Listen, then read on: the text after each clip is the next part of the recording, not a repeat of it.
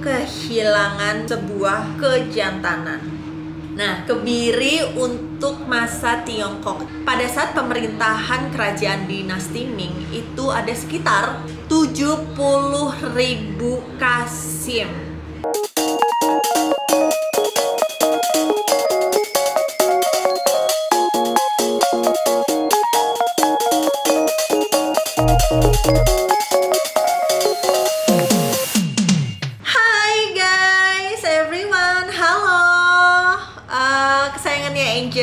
So, hari ini adalah hari yang spesial banget, terutama di video ini.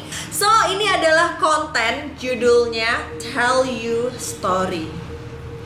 Let's begin.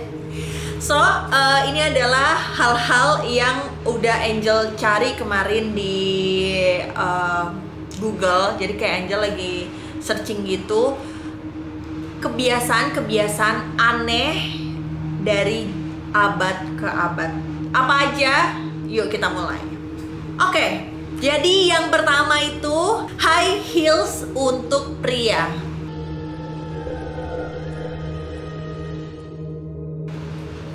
Tadi dulu, high heels untuk pria. Kita tahu kan selama ini bahwa high heels itu untuk perempuan.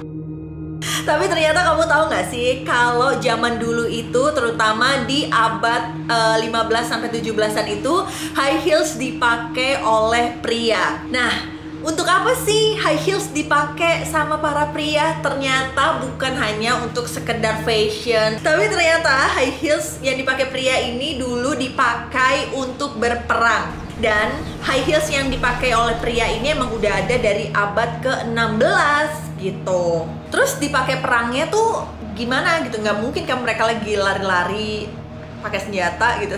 Jadi mereka tuh pakai high heels ini untuk berperang, terutama untuk naik kuda. Jadi kan kita tahu tuh bahwa naik kuda itu tuh butuh banget yang namanya keseimbangan. Nah, ketika mereka para prajurit Persia nih naik ke atas kuda, itu tuh kan kita tahu bahwa di kuda itu kan ada kayak tempat dudukannya, terus ada kayak buat pijakan kakinya. Nah, itu adalah supaya mereka bisa menjaga keseimbangannya mereka ketika mereka naik ke atas kuda, terutama pada saat mereka ingin memanah atau memangsa ya kan. Jadi kayak posturnya lebih stabil gitu ketika mereka memanah mangsa ataupun musuh. Oke, next.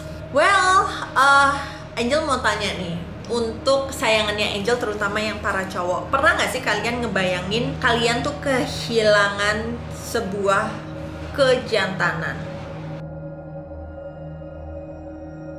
Next, kita bakal bahas Kebiri di masa Tiongkok. Nah, Kebiri untuk masa Tiongkok ini tuh bukan berarti semua masyarakat di Tiongkok, terutama para cowok ini dikebiri bahkan hilang kejantanannya. Enggak, jangan salah kaprah ya kan. Angel bakal ngebahas tentang bagaimana pengabdian seorang Qasim atau pelayan yang ingin melayani sebuah kerajaan itu harus dikebiri. Pernah gak sih kalian ngebayang gitu loh, kalian pengen mengabdi ke negara gitu. Kalau kita kan tinggal masuk ke TNI atau masuk ke polisi gitu, atau jadi apapun itu, intinya yang bekerja untuk negara. Terus kenapa gitu loh, kenapa pengen mengabdi ke sebuah negara bahkan sampai dikebiri? Nih Angel ceritain. Jadi ternyata untuk masyarakat atau rakyat biasa yang ingin mengabdi ke sebuah kerajaan, terutama di Tiongkok, itu dinamakan Qasim atau pelayan. Nah, terus apa sih tujuannya? Ternyata nih ya, tujuannya selain mereka supaya bisa melayani raja mereka, mereka juga pengen mendapatkan gelar bangsawan sendiri.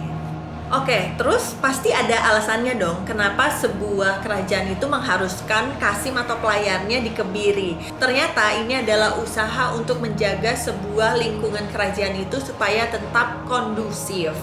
Supaya nih ya, para Qasim atau pelayan nggak kayak falling in love gitulah pada saat mereka melakukan kerjaan pas bareng sama Qasim-Qasim atau pelayan perempuan lainnya gitu. Jadi ibaratnya kayak nggak boleh cinlok lah gitu, karena nanti kalau misalkan sampai cinlok atau apapun itu, nanti mungkin bisa ngebuat sistem kerajaan itu jadi kacau gitu. Tapi kamu tahu nggak sih, kalau di luar sana masyarakat pada umumnya itu masih menganggap Kasim itu sebagai profesi yang negatif.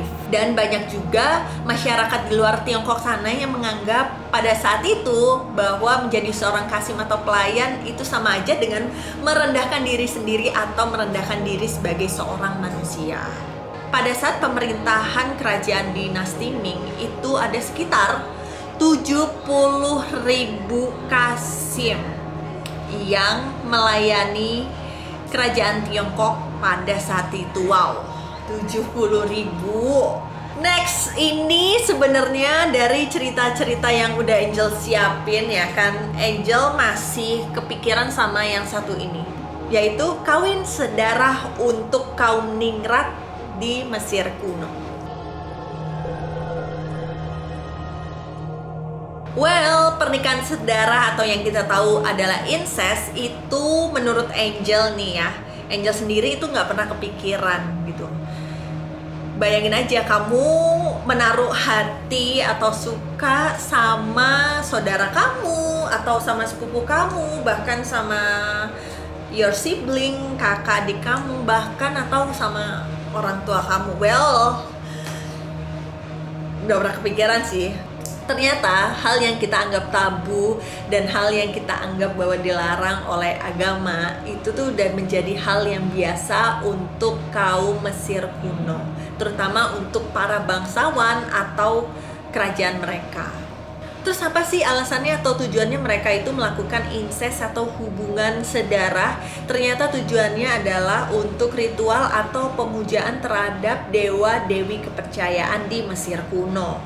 Bahkan nih ya, jurnal Science yang diterbitkan oleh University College London itu kerap mengatakan bahwa pernikahan sedara atau incest itu emang kerap dilakukan oleh para bangsawan atau kaum-kaum ningrat di Mesir kuno. Dan kita tahu kan kalau manusia pada saat pemerintahan di Mesir kuno itu tuh nggak dikubur gitu atau nggak dikremasi, tapi dimumi. Nah, ilmuwan yang udah meneliti lewat cara modern ini menemukan bahwa banyak banget mumi-mumi ini merupakan anak dari hasil incest lewat DNA mereka yang diambil. Nah, terus apa sih alasannya kenapa incest atau hubungan darah itu dilarang? Ternyata resikonya tuh banyak banget. Salah satunya adalah mutasi gen. Nah, ini yang menarik banget nih. Terus siapa sih orang yang bisa kita lihat kasusnya tuh jadi contoh nyata sebuah resiko dari incest atau hubungan sedara? Jadi ternyata ada nih pada saat itu ya kan, di Mesir kuno ada seorang raja yang bernama King Tut. Kamu tahu nggak sih, si King Tut ini dia tuh mengalami banyak banget yang namanya mungkin bisa kita sebut penderitaan, yang namanya lahir nggak normal, mulai dari deformasi tengkorak atau perubahan bentuk pada tengkorak seseorang, terus mulut sumbing, dan bentuk bibir atas yang tidak bisa menutup dengan sempurna. Si King Tut ini mengalami bibir sumbing yang bibir atasnya nggak bisa menutup sampai ke atas lubang hidung dia, bahkan sampai ke sinusnya.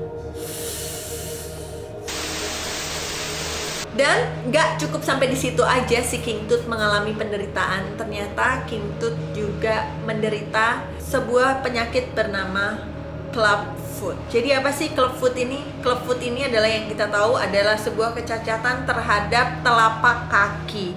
Jadi telapak kakinya itu seperti bengkok atau terkilir yang menyebabkan si King Tut ini nggak bisa jalan dengan sempurna ketika masa hidup dia.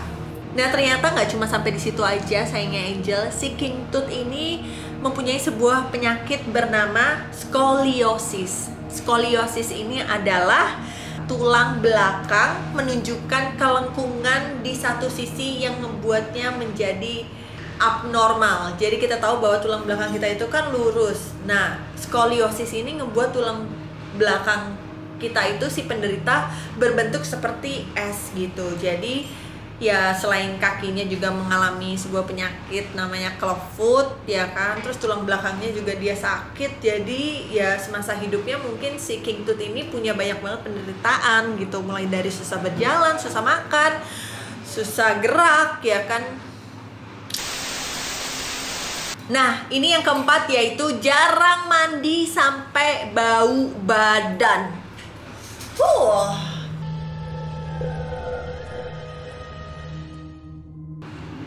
Buat kamu yang sampai sekarang malas mandi, mungkin kamu sama nih dengan para bangsawan atau raja di kerajaan-kerajaan Eropa pada saat itu. Dan tentu aja kebiasaan jarang mandi dari para bangsawan atau raja-raja di Eropa ini menyebabkan bau badan yang begitu melekat pada diri mereka. Nah terus kalau misalkan bau badannya udah segitu baunya, mereka tuh gimana cara nutupinnya? Ternyata si para bangsawan di Eropa itu pada saat itu untuk nutupin bau badannya mereka tuh nyiramin atau mereka semprotin parfum yang banyak banget ke tubuh mereka. Walaupun pada saat itu kita tahu bahwa parfum itu nggak bisa nutupin bau badan seseorang ketika seseorang itu udah nggak mandi berapa lamanya. Bahkan nih ya, seorang Raja Louis ke-14 mengaku bahwa dirinya tidak pernah mandi seumur hidupnya. Bahkan ya, ada juga cerita dari Raja James I dari Inggris yang jarang mandi sehingga menyebabkan banyak banget kutu yang bersarang di dalam kamarnya.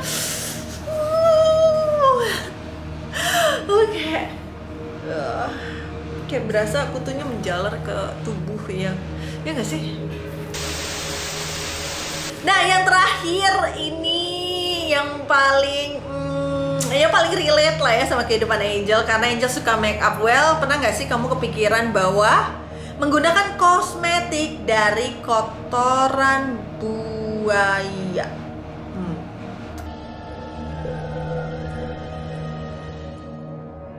Ternyata kotoran buaya pada saat zaman dahulu itu dipercaya sebagai salah satu unsur terpenting dari sebuah kosmetik. Nah, terus siapa sih yang menggunakan kotoran buaya ini untuk kosmetik ya, untuk kecantikan? Ternyata banyak banget bangsawan-bangsawan atau ratu-ratu di Yunani dan Mesir kuno yang menggunakan kotoran buaya sebagai salah satu dari kosmetik mereka. Jangan salah ya, ini maksudnya adalah bukan kotoran buaya terus diambil terus tiba-tiba ditemplokin ya kan ke muka, enggak. Jadi si kotoran buaya ini termasuklah dalam list atau ingredientsnya sebuah kosmetik para ratu-ratu ini ya kan. Mau bikin bedak pakai ambil secuil gitu, mau jadiin lipstick ya kan ambil secuil. Gak kebayang sih masalahnya itu tuh ciumnya, baunya tuh kecium nggak sih kalau misalkan mereka tuh pasti gede cium kayak sunyi kok bau.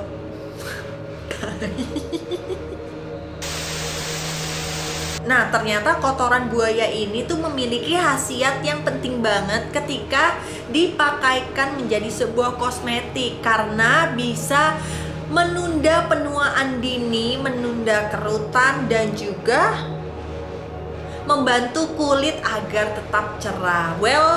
Karena sekarang zamannya udah maju, jadi kita wajarin aja lah ya, mereka nggak punya lab, nggak punya tempat penelitian gimana cara neliti ini campur ini campur ini supaya jadi whitening gitu. Kalau sekarang mah lebih gampang lah, banyak banget brand-brand kecantikan yang seliweran, dari mulai untuk ngatasin masalah jerawat, putih atau apa dan sebagainya. Nah, jangan sampai salah nih, ya kan Angel cerita ternyata kotoran buaya itu bisa dijadikan sebuah ingredients untuk merawat tubuh. Kamu langsung praktekin sekarang, jangan. Karena udah tahu nih, zaman semakin berkembang ya kan. Ada banyak sekali penelitian-penelitian yang dilakukan yang ternyata bahwa menggunakan kotoran buaya itu tidak baik. Karena kita tahu yang namanya kotoran itu banyak banget ya penyakitnya, mulai dari kuman, bakteri, virus, dan lain-lain. Itu nggak dibenarkan untuk kamu pakai di kehidupan sekarang gitu. Jadi kita maklumin aja lah zaman dulu ya kan. Itu dia tadi ya kan, Angel udah ceritain ke kamu 5 kebiasaan aneh yang Angel temukan dari abad ke abad. Wah, ya kan dari cerita ini kita ambil baiknya, kita buang jeleknya ya kan. Well, thank you banget kesayangannya Angel yang udah stay tune sampai video ini selesai. Kalau kamu suka dengan video seperti ini, siap, Angel bakalan bikin lagi sebanyak mungkin. Yang penting kalian tetap setia sama Angel, selalu subscribe, like, comment, share, dan juga nyalain notifikasinya, jadi kamu bakalan dapet notifikasi setiap kali Angel upload video kamu. So, see you on Tell Your Story next. Bye-bye.